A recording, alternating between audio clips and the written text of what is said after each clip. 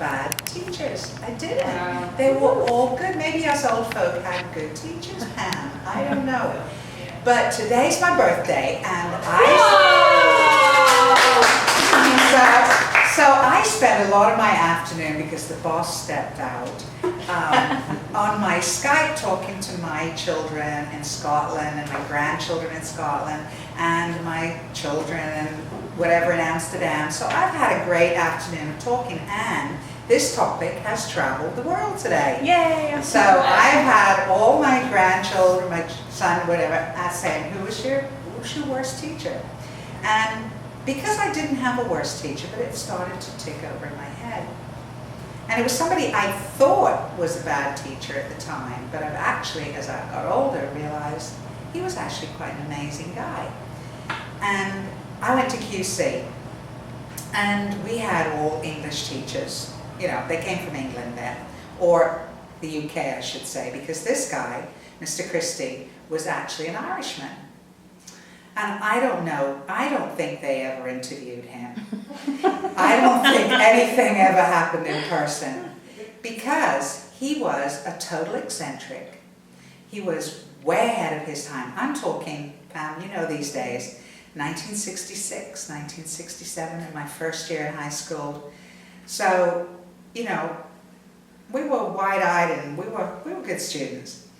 But this guy arrived for the start of term, and he was amazing. He turned up in little short shorts and sandals on his bike.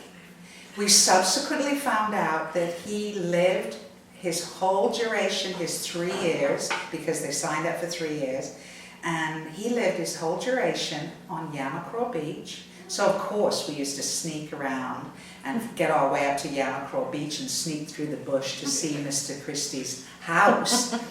And this man was an eccentric, an amazing eccentric.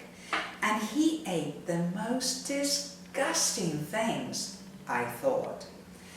Brown rice, yogurt. We'd never heard of yogurt, much less seen. If it wasn't peas and rice, it wasn't rice. And blue cheese.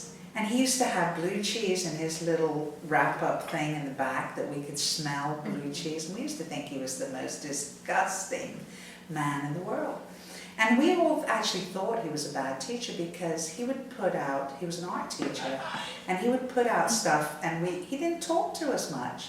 It would all be laid out ready for us when we got, but he gave us the most interesting things to draw and paint. And he would come around, and he was a quiet, gentle man. And as I've grown older, I realized he was actually really a very good teacher, because he just gave us things that were interesting and let us develop our own style of drawing, painting, or whatever. And I just wanted to pass on the last bit of thing about Mr. Christie. Well, bless you, Mr. Christie, because guess what are some of my favorite foods in the world? Brown rice, yogurt, and blue cheese.